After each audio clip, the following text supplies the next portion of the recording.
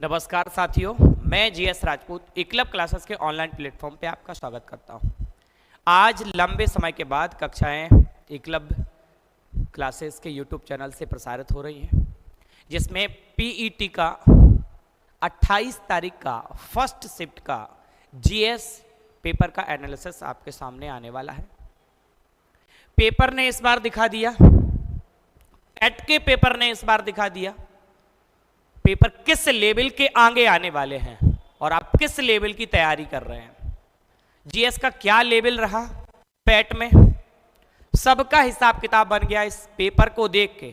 और जिन्होंने अपनी किताबें, बुकलेट वगैरह लॉन्च की थी, उनको भी पता चल गया कि लेवल क्या आने वाला है आगे भी। कहीं ना कहीं पीईटी के पेपर ने एक सीख दे दी है आगे के पेपरों के लिए। बहुत वाहवाही आप YouTube पे सुन रहे थे। 1 महीने की मैराथन क्लास और पीईटी में अच्छा स्कोर आपने क्या किया आप बहुत अच्छे से जानते हैं इसको।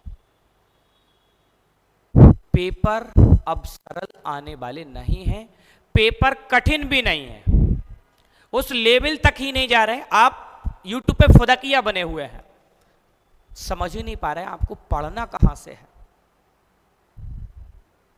किताबों को साइड में रख दिया, पेपर किताबों से आ रहा है। जहां से पढ़ना है वहां से पढ़ नहीं रहे हो, और जहां से नहीं पढ़ना है वहां पे फुदकिया बने हुए हो। तो एक ऐसा पेपर जिस पेपर से हम सेकंड पेपर देने के लिए एलिजिबल हो सकते हैं, उस पेपर ने दिखा दिया। अब जो डायरेक्ट एक ही पेपर आएगा जिससे डायरेक्ट नौकरी होनी है, फिजिकल या डॉक्यूमेंट वेरिफिकेशन या इंटरव्यू जो भी कह दें, उसका लेवल क्या होगा आपको तय करना है कि पढ़ना कैसे है।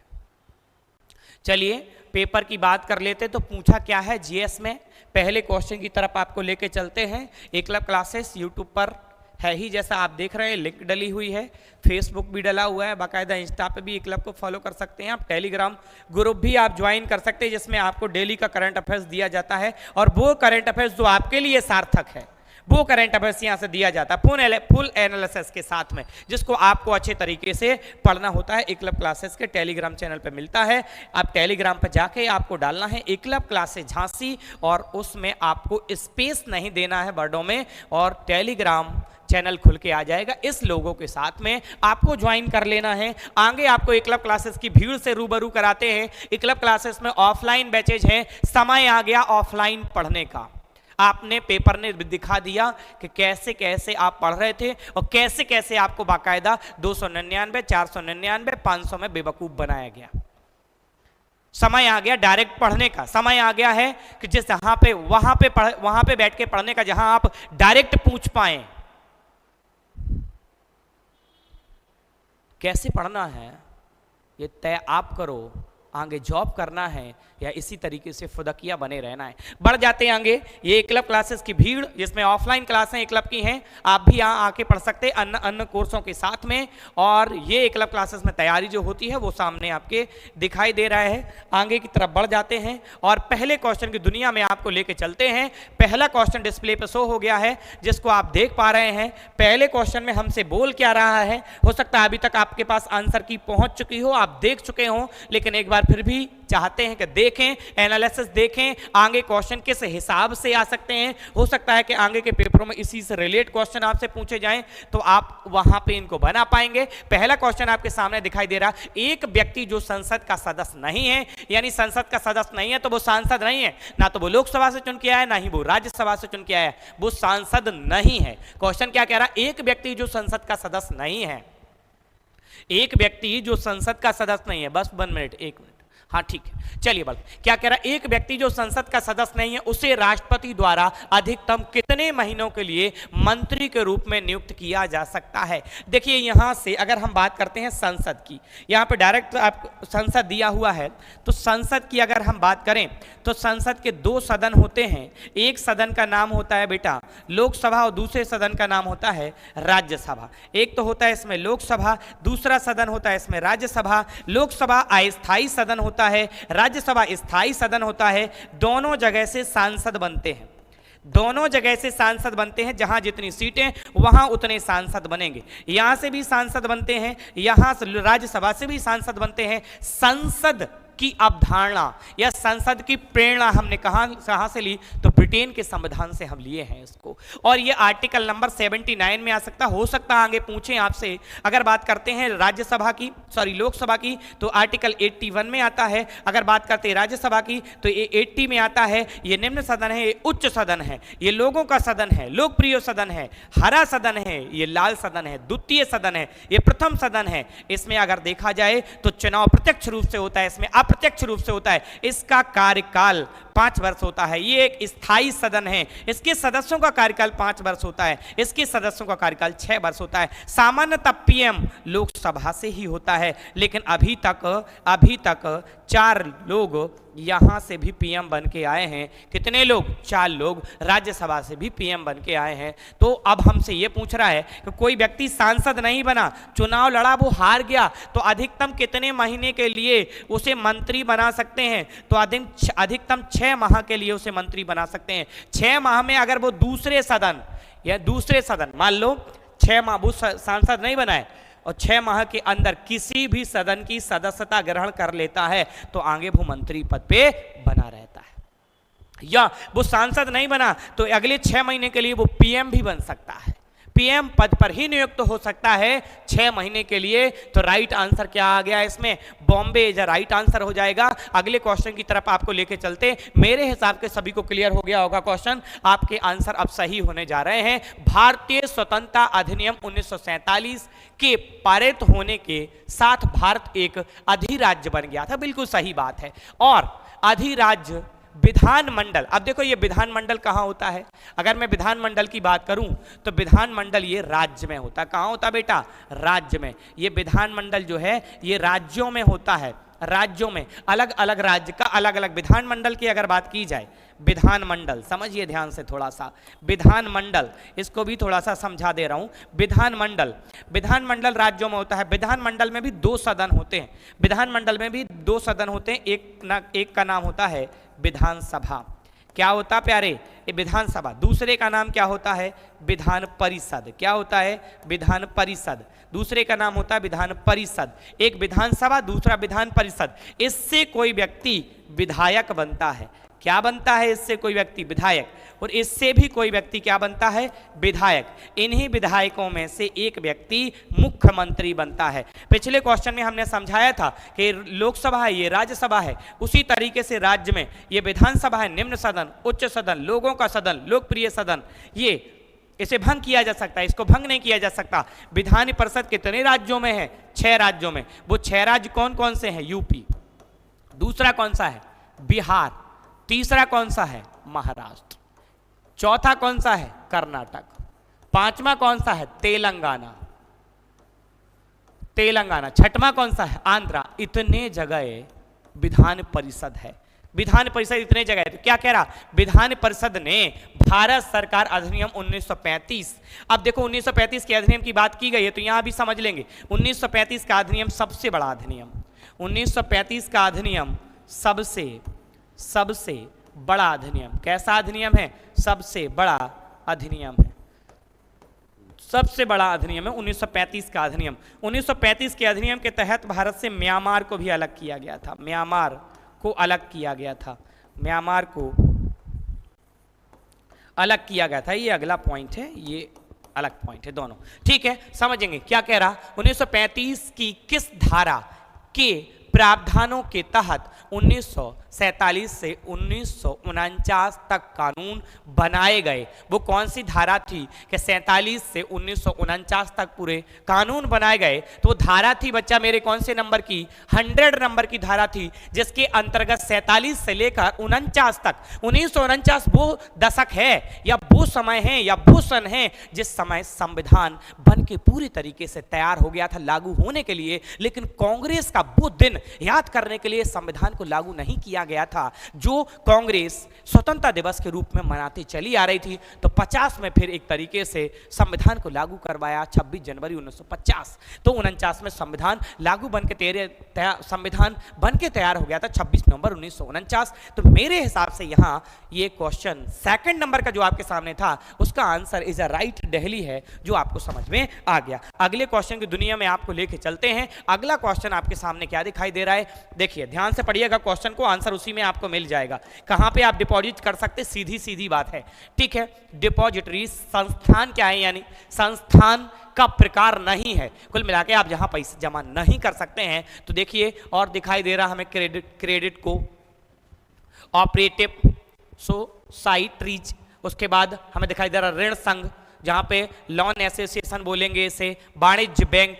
अब हमें दिखाई दे रहा नाबार्ड, यहां पे तो ये नहीं किया जाता है, यानी ये संस्थान नहीं है। राइट आंसर इज का दिल्ली आएगा। अगले क्वेश्चन की दुनिया में आपको लेके चलते हैं। क्या दिखाई दे रहा है क्वेश्चन डिस्प्ले पे सभी को, अगर आप कमेंट बॉक्स में आंसर छोड़ना चाहते हैं बिल्कुल आंसर दीजिएगा। आगे बढ़ते हैं। बीमा विनियामक एवं विकास प्राधिकरण का मुख्यालय कहाँ है? तो आंसर क्या आएगा? क्या इसका डायरेक्ट क्वेश्चन है, डायरेक्ट आंसर होगा बीमा विनियामक एवं विकास प्राधिकरण का मुख्यालय इज राइट आंसर हैदराबाद। कहाँ होगा प्यारे? हैदराबाद। अब हैदराबाद कहाँ है? ये तेलंगाना की राजधानी है। तेलंगाना आंध्र प्रदेश से कब अलग हुआ? तो 2 जून 2014 को हुआ, जब संविधान लागू हो रहा था। हैदराबाद, जूनागढ़ और जम्मू कश्मीर 3 देशी रियासतें भारत में विलय नहीं हो रही थी। हैदराबाद को एक क्वेश्चन और पूछा गया था इससे पहले, यूपी SSSC ने ही पूछा था कि हैदराबाद को भारत में, हैदराबाद देशी रियासत को भारत में किस मिशन के तहत मिलाया गया था?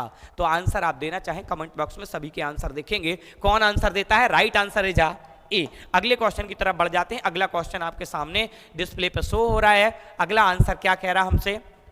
गन्ने के उचित एवं लाभकारी मूल्य FRP को कौन मंजूरी देता है? तो आंसर इज राइट फर्स्ट है या सेकंड है, थर्ड है, फोर है? आंसर देने का प्रयास करेंगे, जल्दी करिए, कमेंट बॉक्स में जरूर देखेंगे सभी के आंसर। तो आंसर इज राइट क्या आता है प्यारे? आंसर आता है आर्थिक मामलों की कैबिनेट समिति। जो कैबिनेट समिति होती है, ठीक है, वो आर्थिक मामलों की, बल्कि पैसे के मामले जो होते हैं उसकी, वो ही क्या करती है? गन्ने के उचित एवं लाभकारी मूल्य को मंजूरी देती है। तो राइट आंसर इज सी। अगले क्वेश्चन की तरफ बढ़ जाते हैं। ढेर सारी क्रांतियां रहती हैं, ढेर सारी क्रांतियां रहती हैं। एक इंद्रधनुषीय क्रांति भी खूब पूछी जाती है, सभी क्रांतियों से संबंधित इंद्रधनुष क्रांति। यहां पे स्वर्ण क्रांति आपसे पूछ ली है, समझिए आगे क्या कह रहा। स्वर्ण क्रांति भारत में निम्नलिखित में से किस कृषि क्षेत्र के विकास के लिए जिम्मेवार है? हरित क्रांति आपने खाद्यान्न फसलों से खूब सुना।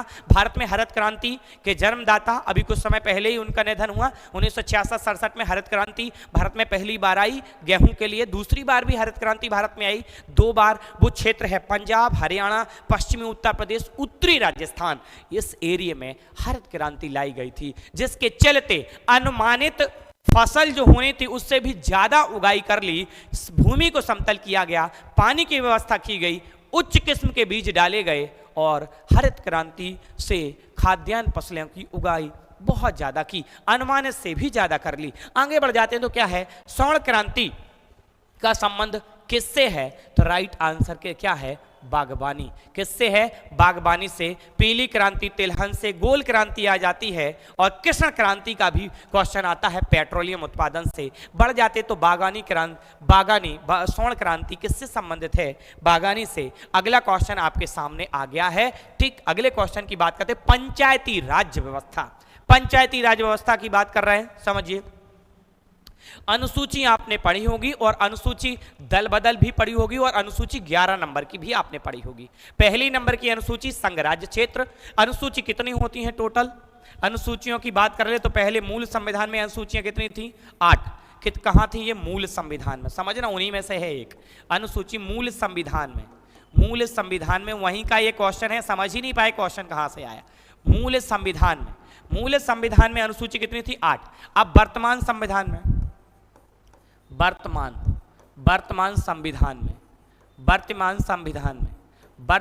हमारी बुकलेट में डायरेक्ट छपा हुआ क्वेश्चन, मेरी बुक से ही छपा हुआ क्वेश्चन, जिस बुकलेट आपके पास है, अनुसूची नंबर 11 में जाके देखो, ये दिख जाएगा आपको वहां।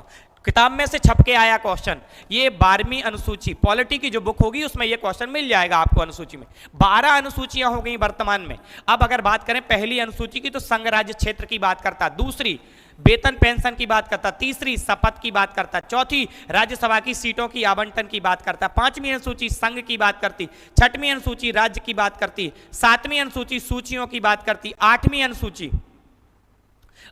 अनुसूची ठीक, उसके बाद आते हैं भाषाओं की बात करती, 9वीं अनुसूची जो आती भूमि सुधार की बात करती, 10वीं अनुसूची दल बदल की बात करती, 11वीं अनुसूची पंचायती राज्य की बात करती, 12वीं अनुसूची नगर पालिका नगर निगम की बात करती। तो ये 11वीं अनुसूची से क्वेश्चन पूछा गया है आपका कि 11वीं अनुसूची में जो पंचायती राज्य दिया गया वहीं पे ये मिल जाएगा।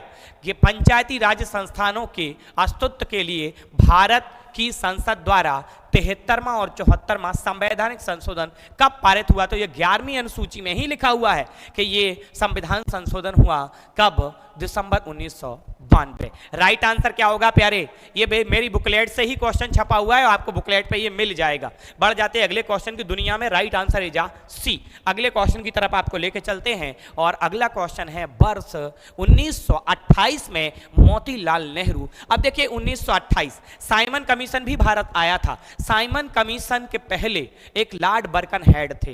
कौन? Lord Birkenhead. और लॉर्ड बर्कनहेड ने मोतीलाल नेहरू को एक चुनौती दी थी 1924 में। क्या कहा था कि भारतीय अपना संविधान स्वयं बनाएंगे, तो बना के दिखाओ कैसा बनाएंगे। तो मोतीलाल नेहरू ने यहीं पे एक 10 सदस्यीय कमेटी तैयार करके 1928 तक एक नेहरू रिपोर्ट तैयार की थी। नेहरू समिति बनी थी, 10 सदस्यीय समिति थी, नेहरू रिपोर्ट तैयार की थी और 1928 में जो साइमन कमीशन भारत आया था उसी के समक्ष इस रिपोर्ट को रखा था। इस रिपोर्ट को वहीं पे इन्होंने रखा था। हालांकि इस रिपोर्ट को फिर खारिज कर दिया था साइमन कमीशन में। साइमन कमीशन भारत में आया था किस लिए? तो साइमन कमीशन भारत में आया था कि भारत में कुछ नियम कानून बनाने थे भारत के लिए, और साइमन कमीशन बनाता। और साइमन कमीशन भारत में आया और विफल हो गया, फेल कर गया। क्यों? क्योंकि उसमें एक भी सदस्य भारतीय नहीं था। उसी समय की ये बात कर रहा है। ये भी क्वेश्चन वहां पे आपको मिल जाएगा। ये भी पॉलिटी से ही क्वेश्चन है। ले देखे वर्ष 1928 में मोतीलाल नेहरू समिति द्वारा निम्नलिखित में से कौन सा अधिनियम या विधेयक प्रस्तावित किया गया था? तो वो क्या था? अधिकारों का बिल। क्या था प्यारे? अधिकारों का बिल था। वहीं पे एक नेहरू रिपोर्ट भी उसी समय पेश की गई थी। तो ये अधिकारों का जो बिल है ये पेश किया गया था नेहरू समिति द्वारा 1928 में साइमन कमीशन के समक्ष। Is a right answer is अ बॉम्बे। अगले क्वेश्चन की दुनिया में आपको लेके चलते। क्वेश्चन क्या है? ये भी क्वेश्चन अच्छा क्वेश्चन है। ये भी आपको पॉलिटी की ही सीट में मिल जाएगा। वहीं से क्वेश्चन आया है। ये भी आपको बिल्कुल बाकायदा मेरी ही सीट से छपा हुआ। लगातार 3 क्वेश्चन। ये भी आपको पॉलिटी की सीट में मिल जाएगा, ये भी आपको पॉलिटी की सीट में मिल जाएगा, और तीसरा क्वेश्चन ये भी आपको पॉलिटी की सीट में मिल जाएगा। चलिए बढ़ते हैं। उच्च न्यायालय की बात कर रहे हैं। अगर हम भारत में देखें, न्यायिक व्यवस्था हमारी स्वतंत्र है। हमारी न्यायिक व्यवस्था कैसी है? स्वतंत्र है। सबसे उच्च पायदान पे सुप्रीम कोर्ट होता है। यहाँ पे सुप्रीम कोर्ट होता है और ये एक ही है। अगर दूसरी बात कर लेते हैं तो यहाँ पे हाई कोर्ट होते हैं। और हाई कोर्ट की भारत में जो संख्या होती है वो 25 है। कितनी है? 25 है। उसके बाद अगर आगे आ जाते हैं तो वहाँ तो होते हैं डिस्ट्रिक्ट कोर्ट। डिस्ट्रिक्ट कोर्ट होते हैं अलग अलग डिस्ट्रिक्ट। उसके बाद मुंसिफ कोर्ट होते हैं। उसके बाद अगर देखें तो ग्राम पंचायत। और ग्राम पंचायत से नीचे एक पायदान और नीचे आता है। तो गांव में जो पंच भैया होते हैं, 5 पंच इसके नीचे आते हैं। एक और पायदान होता है 5 पंच। ये पूरी न्यायिक व्यवस्था हमारी होती है। हाई कोर्ट के लेके क्वेश्चन है कि हाई कोर्ट कितने हैं? अगर देखें तो 25 हैं इस समय। हाई कोर्ट अन्य हाई कोर्ट में, जैसे हाई कोर्ट जैसे उत्तर प्रदेश का हाई कोर्ट कहें प्रयागराज, खंडपीठ लखनऊ, ऐसे ही बिहार का हाई कोर्ट कहें पटना, 1916 में बना था। ये क्वेश्चन कई बार पूछा। केरल का हाई कोर्ट एर्नाकुलम, ऐसे ही अन्य राज्यों। वैसे तो देखा जाए हाई कोर्ट राजधानी में होता है, लेकिन हाई कोर्ट राजधानी के अलावा भी दूसरे शहर में बड़े में हो सकता है। तो ऐसे ही अगर हम देखें, यह क्वेश्चन क्या कह रहा, देखिए, उस उच्च न्यायालय का नाम बताइए जिसका क्षेत्रीय अधिकार, देखो 25 है, राज्य 28 है, केंद्र शासित प्रदेश भी हैं, फिर तो अब कहीं ना कहीं मर्ज तो हो रहे होंगे किसी ना किसी में। अब क्या कह रहा है यहां पे देखो, अंडमान निकोबार द्वीप समूह का जो हाई कोर्ट है। अब अंडमान निकोबार अगर हम देखें, अगर मैप पे अगर हम देखा जाए, अगर मैप पे यहाँ पे हम देख पाए तो मैप में अगर हम देखेंगे यहाँ से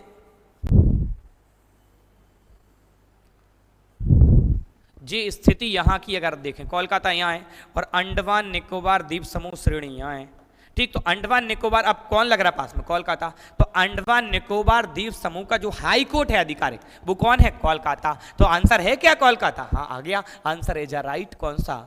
दिल्ली। आगे बढ़ जाते हैं अगले क्वेश्चन की दुनिया में। मेरे हिसाब से ये क्लियर हो गया होगा। अगले क्वेश्चन की दुनिया में आपको लेके चलते हैं। मिल्क ऑफ मैग्नीशिया, यानी अगर बात कर रहा है MgOH का होल ट्वाइस की बात यहाँ पे की जा रही है। क्या कह रहा है यहाँ पे? ये क्या होता है? तो ये तरल में ठोस होता है। अगर देखा जाए तो ये तरल में ठोस की बात करता है, ठोस होता है।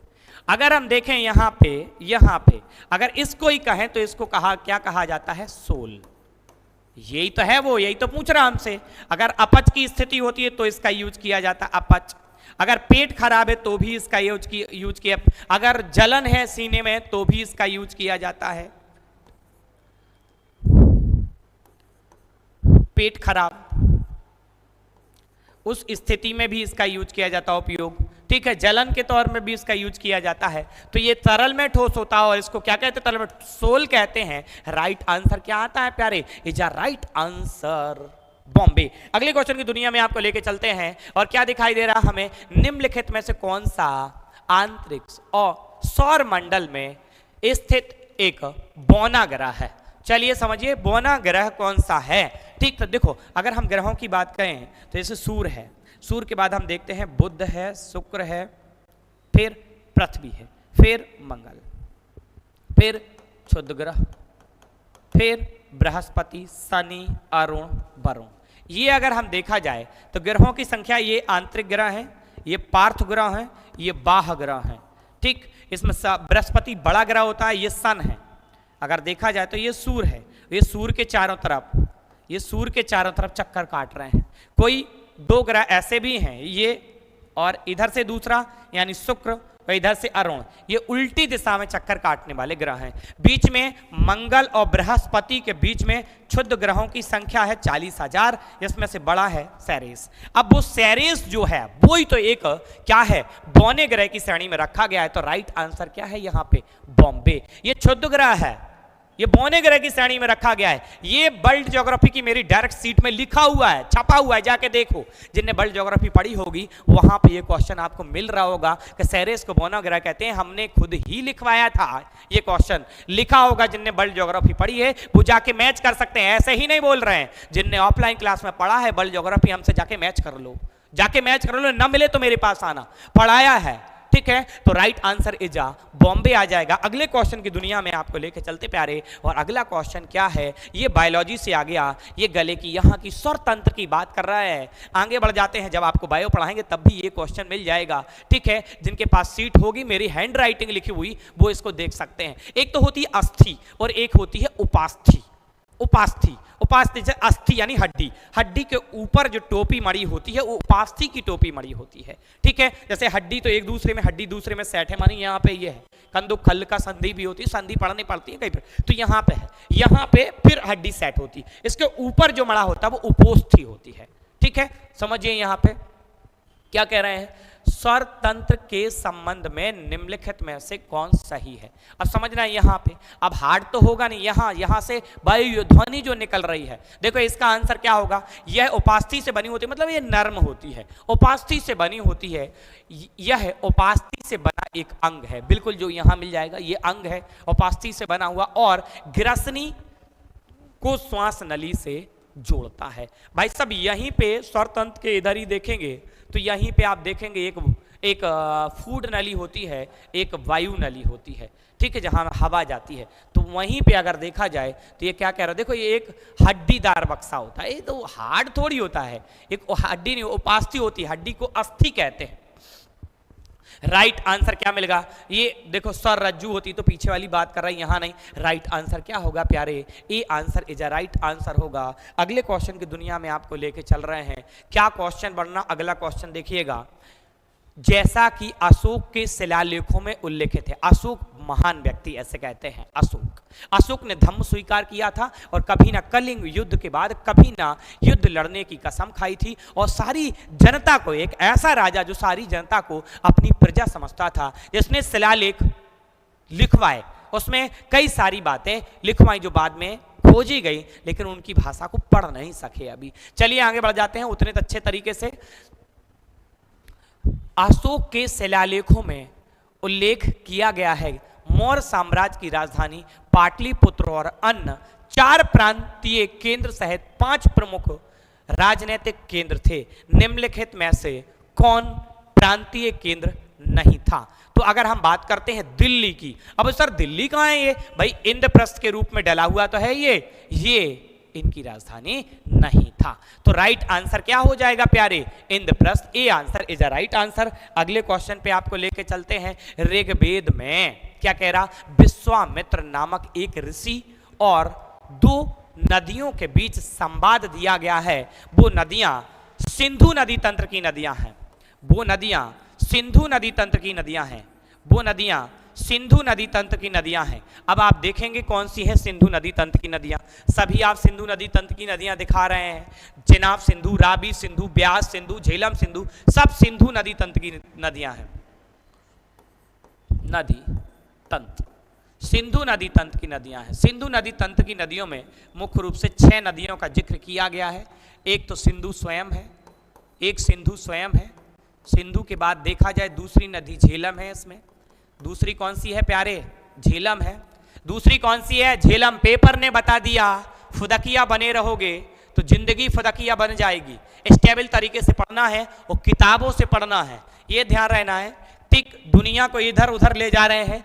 सिंधु नदी, झेलम नदी और नीचे आ जाते हैं तो चिनाब नदी इसी का हिस्सा है। चिनाब नदी के और नीचे आ जाते हैं तो यहीं पे हमें रावी नदी दिखाई दे जाती है, और यहीं पे और नीचे आओ तो ब्यास नदी दिखाई दे जाती है, और ब्यास के पहले ही एक हमें और नदी दिखाई देती जिसका नाम सतलुज है या सतलज है।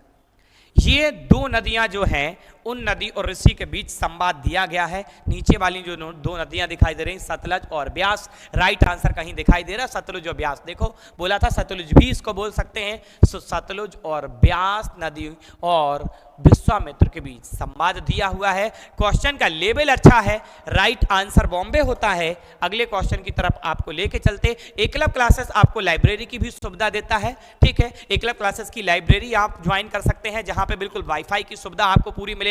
एकलव्य क्लासेस लाइब्रेरी में आपका बिल्कुल बढ़िया से स्वागत है, जहां पे आप आ सकते हैं और ज्वाइन भी कर सकते हैं।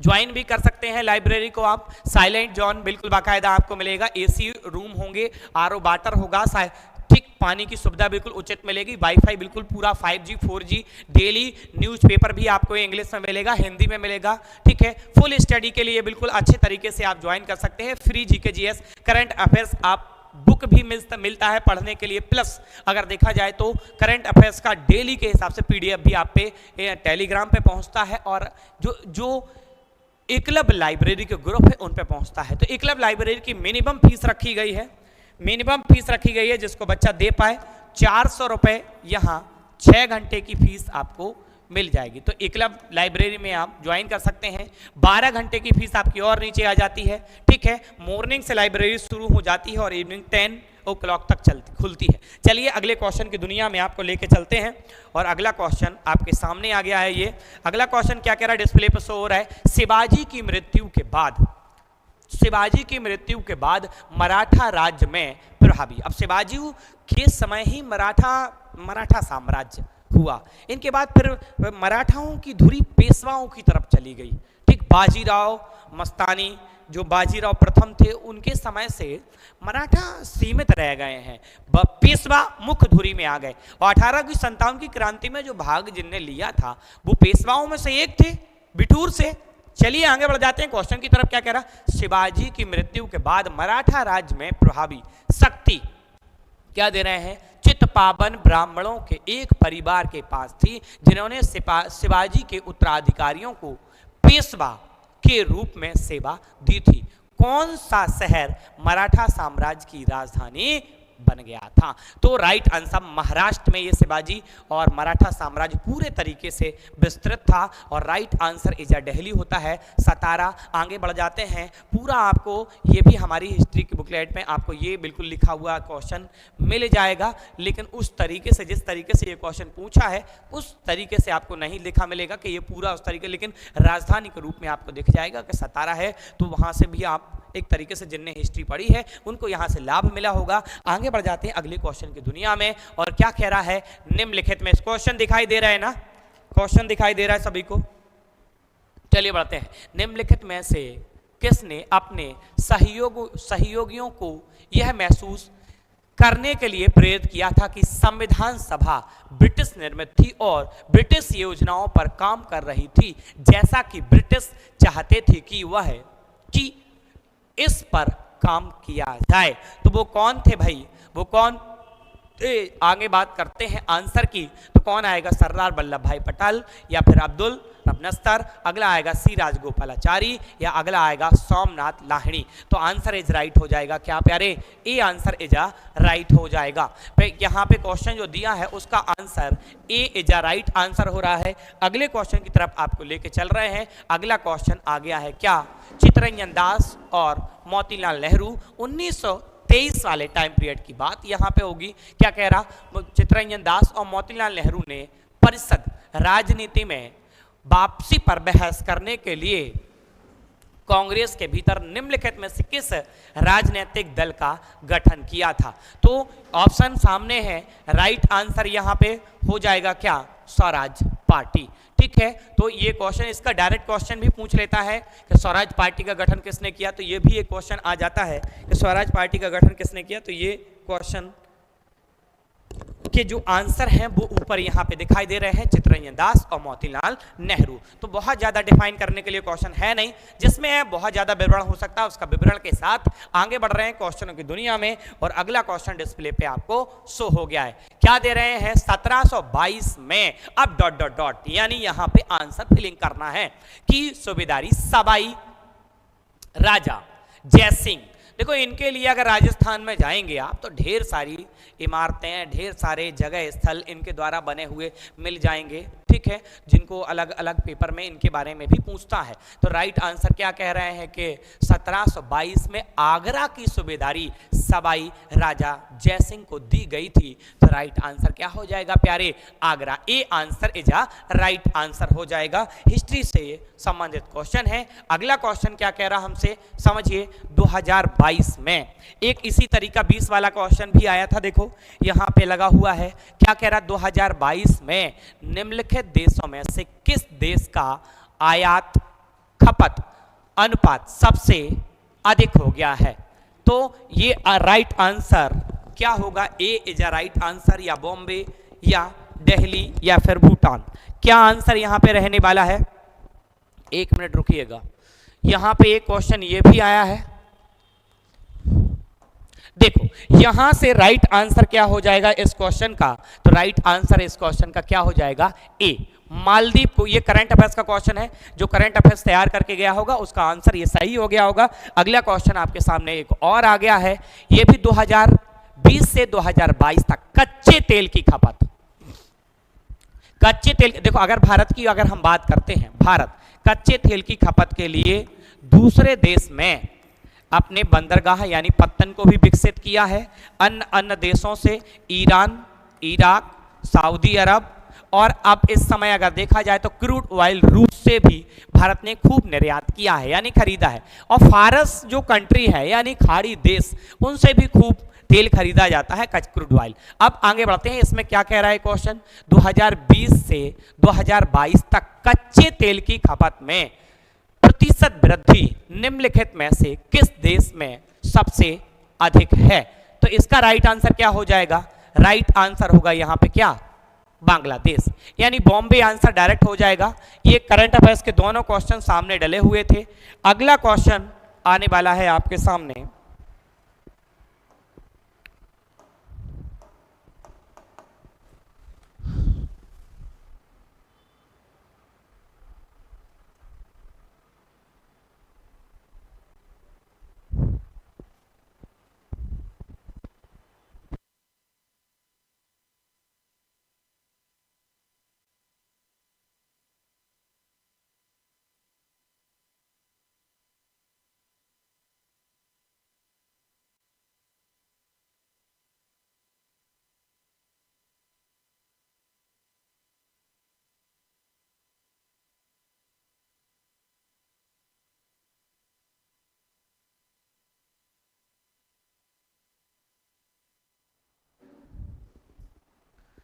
चलिए साथियों बढ़ जाते हैं नेक्स्ट क्वेश्चन की दुनिया में, और अगला क्वेश्चन आपके सामने आने वाला है खुदाई खिदमतगार। क्या कह रहे हैं, निम्नलिखित में से कौन खुदाई खिदमतगार का संस्थापक था जिसे बादशाह खान के नाम से जाना जाता था?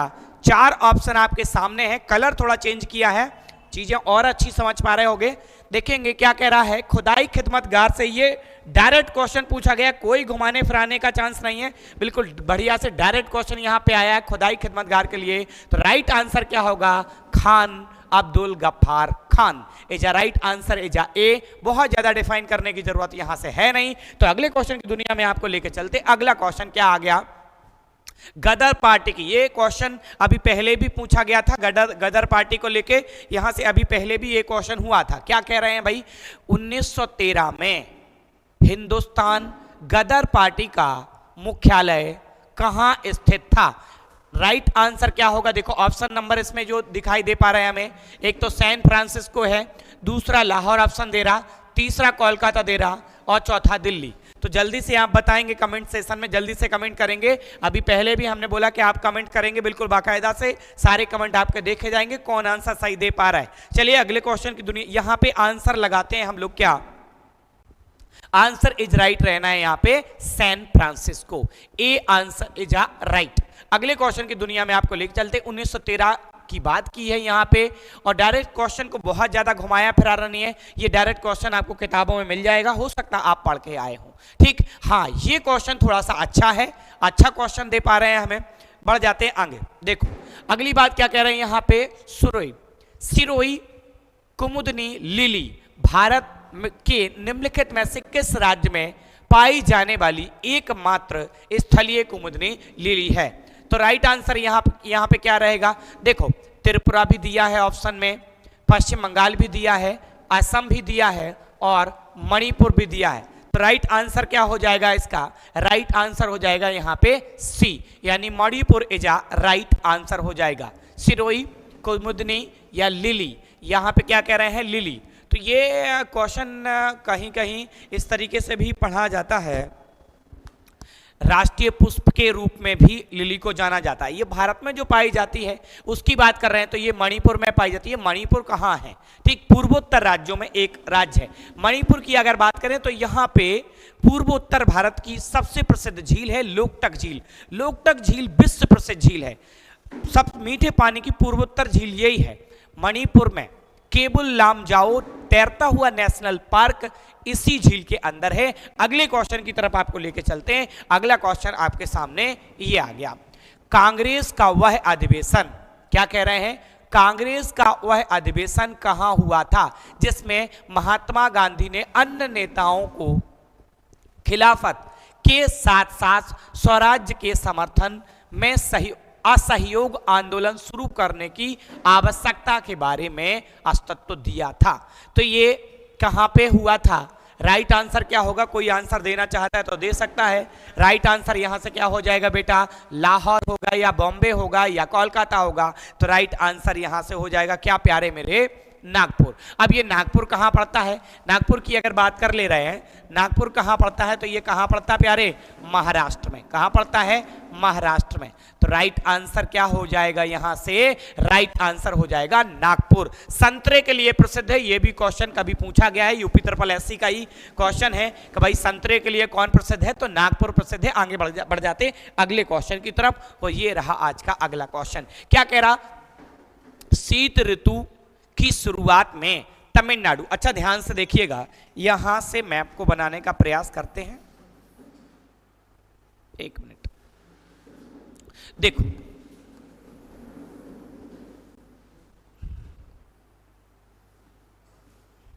ये देखो, अब यहां पे राज्य कौन से कहां है, 1 मिनट,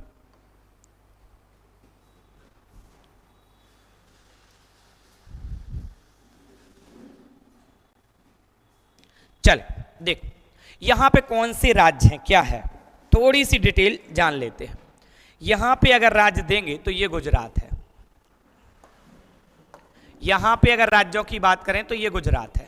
गुजरात से नीचे आ जाते प्यारे ये महाराष्ट्र, महाराष्ट्र से नीचे आ जाते यहां गोवा है, गोवा से और नीचे आ जाते यहां पे कर्नाटक है, कर्नाटक हो, यहां पे केरल है, केरल। जब मानसून शुरू होता है तो हवाएं यहां से ऐसे आती, हिंद महासागर से होते हुए, और यहां से मानसून शुरू, यहां से केरल से मानसून क्या हो रहा है, मानसून यहां से शुरू हो रहा है। क्या हो रहा है, मानसून शुरू हो रहा है। अब मानसून निवर्तन जब आता है तो ऊपर से इधर से हवाएं आती चीन से होते हुए, ऐसे यहां से ऐसे, ये जो इधर का तट है, यहां के इस तट को नाम दिया जाता है, यहां का इस तट को नाम दिया जाता मालाबार। क्या नाम दिया जाता प्यारे, मालाबार तट। और यहां पे इस तरफ जो तट है उसको तट का नाम दिया जाता कोरोमंडल। क्या नाम दिया जाता, कोरोमंडल। ठीक, अब देखो दिशा कौन सी समझ में आ रही, अगर इस दिशा को डिफाइन करें, देखो यहां से एक दिशा तो ये जो लौटता हुआ मानसून आ रहा है, एक दिशा ये जहां से मानसून शुरू हो रहा है, ये दक्षिण है और ये पश्चिम है। क्या है, ये दक्षिण। तो मानसून जब शुरू हो रहा है तो दक्षिण पश्चिम मानसून, जब शुरू होता है भारत में मानसून तो दक्षिण पश्चिम आता है। मानसून का निवर्तन यानी वापस हो रहा है मानसून तो इस दिशा से आता है, ये उत्तर है और ये पूर्व है। अब अपने हिसाब से लगाओ कहां है, क्या दे रहा, शीत ऋतु मतलब इस समय सर्दी वाला समय होता है, सर्दी वाला टाइम पीरियड होता है। ग्रीष्म मतलब गर्मी वाला टाइम पीरियड होता है यहां पे। अब देखो क्या कह रहे हैं, उत्तर पूर्वी। आंसर दे रहा, क्या आंसर देखो क्या कहा, दक्षिण पश्चिम नहीं हो सकता है। स्थानीय वायु शीत ऋतु में तमिलनाडु, मतलब तमिलनाडु का तट यही है, कोरोमंडल तट पे वर्षा हो रही। राइट आंसर मेरे हिसाब से होगा उत्तर पूर्वी वर्षा ऋतु मानसून। किस किस का आंसर सही हुआ है कमेंट बॉक्स में आप अपना आंसर छोड़ सकते हैं। आगे बढ़ जाएं क्या, अगले क्वेश्चन की तरफ आपको लेके चलते हैं। उत्तर पूर्वी वर्षा ऋतु मानसून यहां पे आंसर होगा और आंसर इज राइट दिल्ली। अगले क्वेश्चन की तरफ आपको लेके चल रहे हैं। अगला क्वेश्चन यहां पे क्या आ रहा है,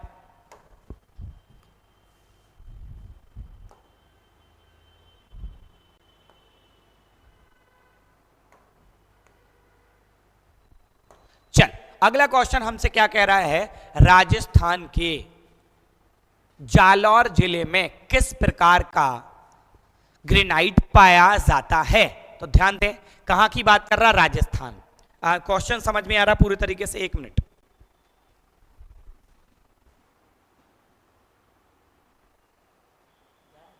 हाँ ठीक, देखो क्या कह रहा है, राजस्थान के जालौर जिले में किस प्रकार का ग्रेनाइट यानी पत्थर पाया जाता है।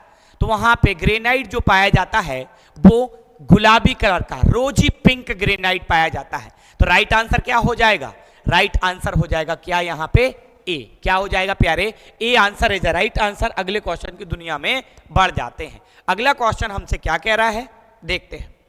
पुर्तगालियों द्वारा निर्मित बंदेल चर्च भारत के निम्नलिखित में से किस राज्य या केंद्र शासित प्रदेश में स्थित है।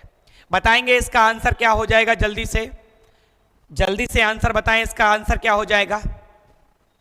कोई व्यक्ति आंसर दे सकता है। देखो वैसे तो अगर चर्चों की बात की जाए, अगर चर्चों की बात की जाए तो पुर्तगालियों ने जो चर्च ज्यादा बनाए थे या सेंट कैथोलिक जो प्रसिद्ध चर्च है गोवा में, लेकिन वो कौन सा चर्च कह रहा, देखो बंदेल चर्च की बात कर रहा है। यहां पे कंफ्यूज नहीं होना, गोवा को आंसर नहीं लगाना है। गोवा को आंसर क्यों नहीं लगाना, क्योंकि कंफ्यूज किया है उसने, क्योंकि सबसे पहले आए गोवा पे कब्जा किया और लंबे समय तक कब्जा रहा, आजादी के बाद तक कब्जा रहा है इनका। आजादी के बाद फिर भारत सरकार ने तीनों तरफ से घेरा, तब जाके इनको वायुसेना, थल सेना और जल सेना, तब जाके इनको भगा पाए हम आजादी के काफी बाद 61 वाले टाइम पीरियड में। तब इन्होंने वहां चर्च बनाई, लेकिन यहां पे चर्च का नाम दिया बंदेल चर्च। अच्छा क्वेश्चन है, लेवल का क्वेश्चन है। तो राइट आंसर क्या हो जाएगा इसका, पश्चिम बंगाल। क्या आंसर हो जाएगा प्यारे, पश्चिम बंगाल। अगला क्वेश्चन इसी स्लाइड में आपको नीचे की तरफ दिख रहा, उड़िया पठार भारत के निम्नलिखित में से किस राज्य में है। अच्छा क्वेश्चन यहां से भी पूछा है। देखो आज तक आपने बस्तर का पठार पढ़ा, दंडकारण्य का पठार पढ़ा, आपने छोटा नागपुर का पठार पढ़ा, रांची का पठार पढ़ा, प्रायद्वीपीय भारत का पठार पढ़ा। अब ये राज्य से क्वेश्चन पूछ लिया था, डीप जाके क्वेश्चन था, ऐसा नहीं है कि आपको क्वेश्चन नहीं मिल सकता, बिल्कुल मिल जाएगा। उड़िया का पठार, तो राइट आंसर क्या हो जाएगा? ये कहां देखने को मिलता है? उड़िया का पठार राजस्थान में देखने को मिलता है। तो राइट आंसर क्या हो जाएगा इसका प्यारे? दिल्ली। अगले क्वेश्चन की दुनिया में लेके चल रहे, आप अपने आंसर मिलाते जाएंगे। यहां गोवा नहीं होगा, आंसर पश्चिम बंगाल होगा। अगले क्वेश्चन की दुनिया में आपको लेके चलते, और ये अगला क्वेश्चन आपके सामने, जिसमें 2 क्वेश्चन बाकायदा डले हुए हैं डिस्प्ले पे। अगले क्वेश्चन की तो दुनिया में आपको लेके चलते हैं। चलिए अगला क्वेश्चन क्या कह रहा हमसे? भारतीय संघ के प्रधान, अगर अच्छा क्वेश्चन है, एकलव्य क्लासेस की पॉलिटी की सीट में यह क्वेश्चन आपको छपा हुआ मिल जाएगा। भारतीय संघ के प्रधानमंत्री और अन्य मंत्रियों की नियुक्ति भारत के संविधान के किस आर्टिकल में राष्ट्रपति द्वारा की जाती है? तो वो आर्टिकल हमसे पूछ रहा है, कौन सा आर्टिकल यहां पे दिया हुआ है? ठीक, बिल्कुल बाकायदा आपको छपा हुआ मिल जाएगा कि लोक के एक मंत्री परिषद होगी, मंत्री परिषद का प्रमुख व्यक्ति प्रधानमंत्री होगा, मंत्री परिषद सलाह देने के लिए राष्ट्रपति को होगी, और मंत्री परिषद का प्रमुख व्यक्ति प्रधानमंत्री होगा। इसमें डायरेक्ट 75 में डला हुआ है, तो प्रधानमंत्रियों के साथ साथ अन्य मंत्रियों की नियुक्ति राष्ट्रपति के माध्यम से होती, आर्टिकल 75 में। अगले क्वेश्चन की तरफ बढ़ जाते हैं। ये भी आपको बिल्कुल पॉलिटी की सीट में बाकायदा छपा मिल जाएगा। एकलव्य क्लासेस की जो भी पॉलिटी के क्वेश्चन बने हैं, पॉलिटी की अक्सर सीट से ही आए हैं। पहले तो डायरेक्ट आए हैं, और घुमा फिरा के पूछे गए, तो इनडायरेक्ट रूप से भी क्वेश्चन वहां पूछे गए। बढ़ जाते हैं अगले क्वेश्चन की तरफ। क्या कह रहा? कुतु भारत के निम्नलिखित में से किस राज्य या केंद्र शासित प्रदेश में कूथमबलम मंदिर में प्रदर्शित एक सामाजिक धार्मिक कला है? तो ये दक्षिण भारत की बात कर रहा हमसे। राइट आंसर दक्षिण भारत में, तो अब सिक्किम तो है ही ना दक्षिण भारत में। अच्छा, तेलंगाना आंध्र प्रदेश भी दक्षिण भारत की बात कर रहा है। ठीक है, तो राइट आंसर यहां से ना तो तेलंगाना है ना आंध्र। राइट आंसर 100% साक्षरता वाला राज्य केरल राइट आंसर यहां से हो जाएगा। अच्छा क्वेश्चन है, राइट आंसर सी है। अगले क्वेश्चन की तरफ आपको लेके चलते। अगला क्वेश्चन हमसे क्या कह रहा है? बढ़ जाते अगले क्वेश्चन की दुनिया में। चलिए अगले क्वेश्चन की तरफ बढ़ जाते हैं। सभी लोग बिल्कुल बाकायदा कमेंट सेशन में कमेंट करते रहेंगे। बढ़ जाते अगले क्वेश्चन की दुनिया में। अगला क्वेश्चन क्या रहता है? केंद्रीय भारतीय भाषा संस्थान का मुख्यालय, केंद्रीय भारतीय भाषा संस्थान का मुख्यालय निम्नलिखित में से किस स्थान पर है? तो कर्नाटक के अंतर्गत आता है। कर्नाटक कहां है भैया? कर्नाटक के अंतर्गत आता है, और मैसूर जो कर्नाटक के अंतर्गत ही है। मैसूर साम्राज्य पूरा हुआ करता था। हैदर अली टीपू सुल्तान जो थे वो इसी साम्राज्य से थे। वो ही मैसूर है जहां पे आज केंद्रीय भारतीय भाषा संस्थान है। अगले क्वेश्चन की तरफ आपको लेके चल रहे हैं। तेलंगाना राज्य के पालमपेट गांव में स्थित रामप्पा मंदिर, जिसे वर्ष 2021 में यूनेस्को विश्व धरोहर स्थल घोषित किया गया था, उसका निर्णय निम्नलिखित में से किस राजवंश के शासन काल के दौरान किया गया था? तो राइट आंसर क्या हो जाएगा? बहमनी या विजयनगर? राइट आंसर होगा काकतीय वंश। ठीक, आंसर की सभी लोग मिला लेंगे किसके कितने सही निकले हैं। कमेंट बॉक्स में आप कमेंट छोड़ेंगे अपना और बताएंगे कितने आप सही कर पाए, और ये answer is a right answer हो जाएगा। अगले क्वेश्चन की तरफ आपको लेके चल रहे हैं। अगला क्वेश्चन आपके सामने डिस्प्ले पे शो हो गया है, जो कि सबको शो कर रहा होगा। तो क्वेश्चन की तरफ बढ़ जाते और क्वेश्चन को समझाने का प्रयास करते हैं। क्या कह रहा? निम्नलिखित में से मालदीव की आधिकारिक भाषा क्या है? बहुत शानदार क्वेश्चन पूछा है यहाँ पे। मालदीव जो देश है, एक भारत का पड़ोसी देश में से एक है, द्वीपीय देश है। मालदीव द्वीपीय देश है, चारों तरफ सागर से घिरा हुआ है। बढ़ जाते आगे। क्या है इसकी आधिकारिक भाषा? तो दिवेही इसकी आधिकारिक भाषा है। ए answer is a right answer.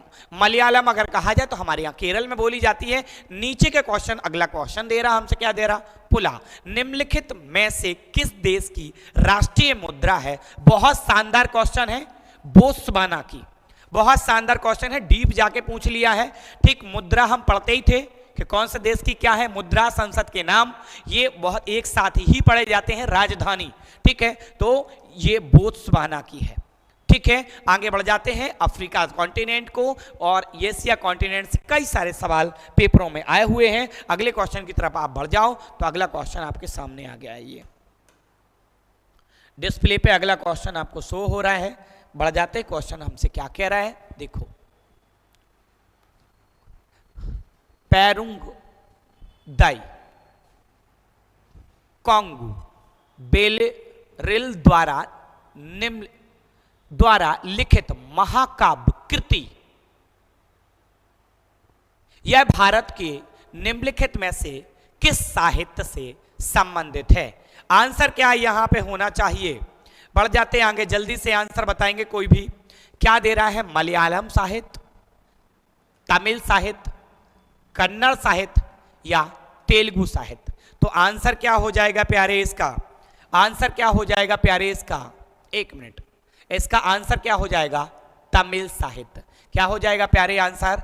Tamil साहित्य। क्वेश्चन अच्छा है, आंसर मिलाएंगे, अगले क्वेश्चन की तरफ आपको लेके चल रहा है। क्या कह रहे हैं? भारत सरकार, सभी को क्वेश्चन समझ में आ रहा है?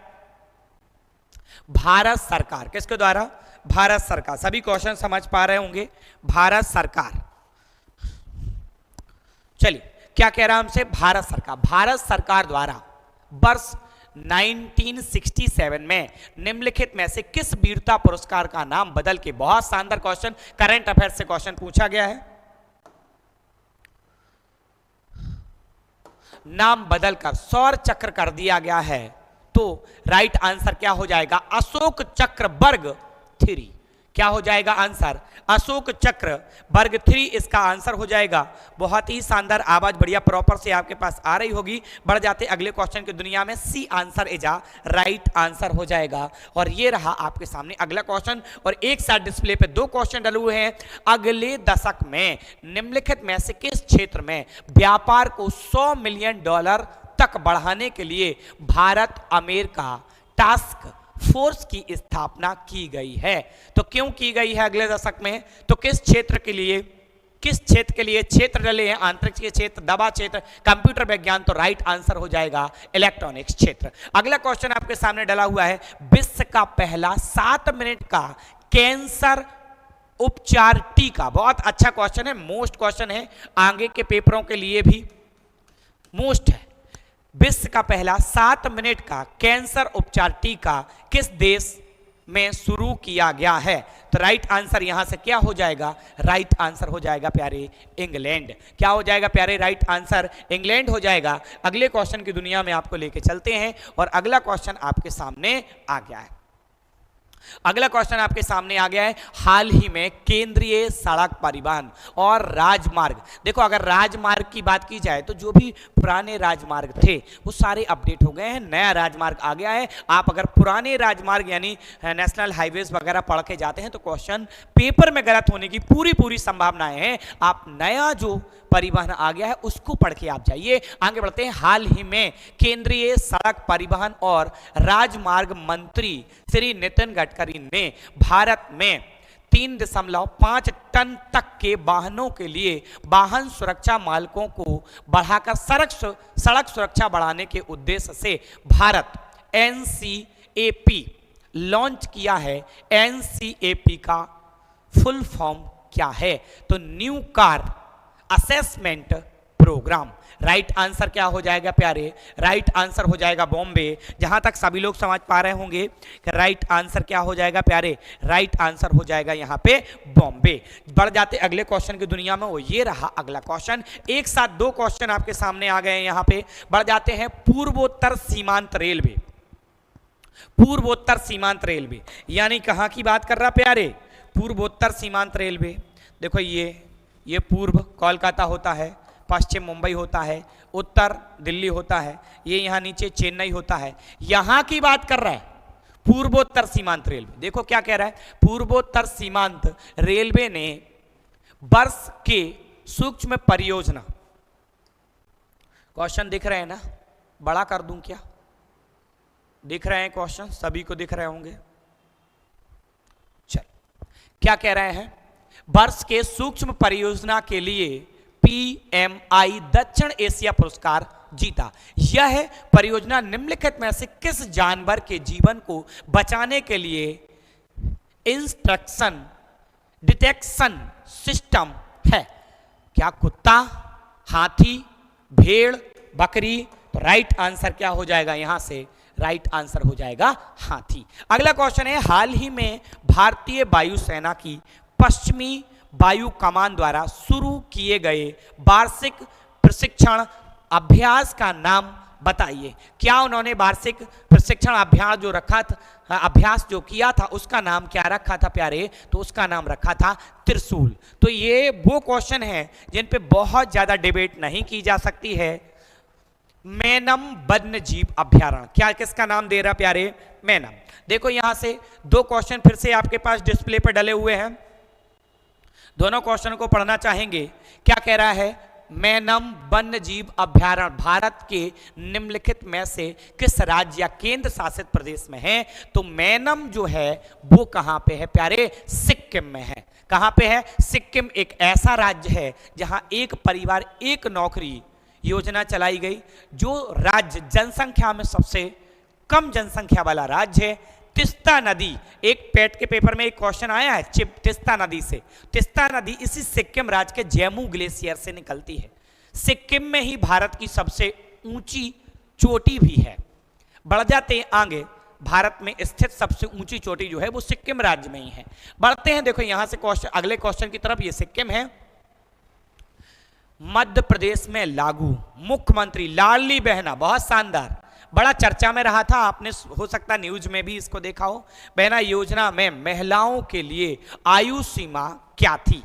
तो आयु सीमा क्या थी, पहले तो देखेंगे यहाँ पे आवेदन के, ये तो क्वेश्चन पूरे जगह ही आंसर दिखाई दे रहा है हमें। आवेदन के कैलेंडर वर्ष में 1 जनवरी को 21 वर्ष पूरे हो गए हों, ठीक, और 60 वर्ष से कम हो, उन बहनों को लाडली बहना योजना के अंतर्गत 2-2 हजार रुपए प्राप्त हुए। तो किन्हें प्राप्त होना था उसको दिखा रहे, 21 प्लस हो और 60 से कम आयु की महिलाएं हो। तो दोनों के आंसर आपके सामने रहे। अगला क्वेश्चन आपके सामने डिस्प्ले पे आ रहा है, क्या कह रहा है, गुरुग्राम, ठीक, एक मिनट, क्वेश्चन को थोड़ा सा बड़ा कर दें, ठीक, चलिए देखेंगे क्या कह रहे हैं यहां पे। गुरुग्राम में स्टार्टअप 20 के समापन समारोह के दौरान भारत ने आधिकारिक तौर पर वर्ष 2024 के लिए निम्नलिखित में से किस देश को मशाल सौंपी है। तो उसे सौंपी है सांपों के देश को, क्या बोलते हैं इसको, ब्राजील। ब्राजील दक्षिण अमेरिका कॉन्टिनेंट का एक देश है जो 2 देशों को छोड़कर सभी देशों से सीमा बनाता है। उत्तरी अमेरिका कॉन्टिनेंट, दक्षिणी अमेरिका कॉन्टिनेंट में यह देश आता है। सांपों का देश, अमेजन नदी वन वहीं पड़ते हैं, कॉफी वाला देश, कॉफी के मैदानों को यहाँ फैजल्डा के नाम से जाना जाता है। तमाम क्वेश्चन बनते हैं यहाँ से। राइट आंसर क्या हो जाएगा प्यारे, ब्राजील। अगले क्वेश्चन की दुनिया में आपको लेके चलते। अगला क्वेश्चन आपके सामने है, भारत के मुख्य न्यायाधीश CJI chief justice of India DY Chandrachud द्वारा कौन सा पोर्टल लॉन्च किया गया जो अधिवक्ताओं, वादियों, नागरिकों को भारत के सर्वोच्च न्यायालय में प्रवेश के लिए QR कोड आधारित ई-पास का अनुरोध करने की अनुमति देता है। उसका नाम क्या इन्होंने बनाया है या क्या नाम दिया। तो राइट आंसर क्या रहता है यहाँ पे, सुस्वागतम। क्या नाम दिया प्यारे, सुस्वागतम। आगे बढ़ जाते हैं अगले क्वेश्चन की तरफ, शायद आज का लास्ट क्वेश्चन होगा इसका। बढ़ जाते हैं, थोड़ा सा बड़ा कर देते हैं,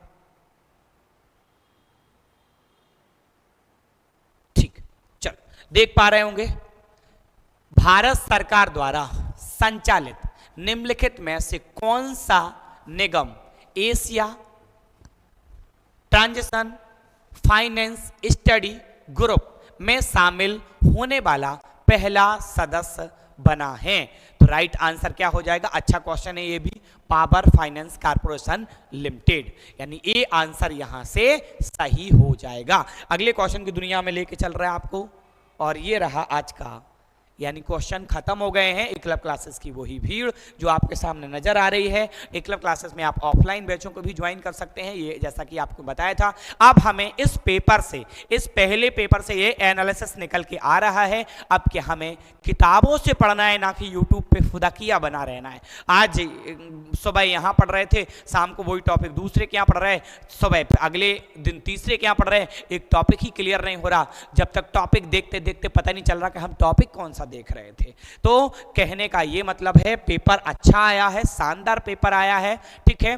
पेपर बताता है भाई किताबों से पढ़ना पड़ेगा। हर बात के लिए आप गूगल करते हो, हर बात के लिए आप यूट्यूब पे पहुंचते हो, वो चीजें जो पढ़नी है वो आप तक नहीं पहुंच रही हैं, आप डाइवर्ट हो रहे हो। चंद पैसों के लिए केवल ये चीजें की जा रही हैं। 299 में पीईटी का पूरा कोर्स मिलता है, 500 में मिलता है, 400 में मिलता है, 1000 मिलता है। अपने अपने हिसाब से यूट्यूबर इसको आप तक पहुंचाते हैं और अक्सर बच्चा वो कोर्स ले लेता है और अपने मोबाइल में पढ़ा रहने देता है। हो सकता है कोई कोई वहां से पढ़ते भी हैं, कोई कोई नहीं भी पढ़ता है, लेकिन कोर्स एक दो का खरीद लेते हैं, जहां से कोई ज़रूरत है ही नहीं।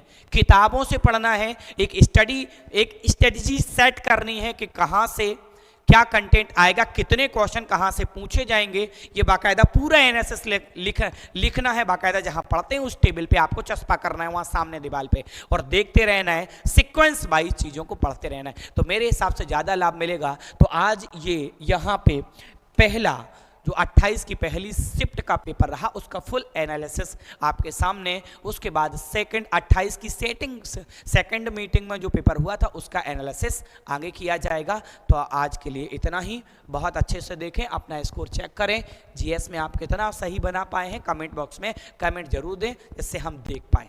आज के लिए ढेर सारा धन्यवाद और प्यार।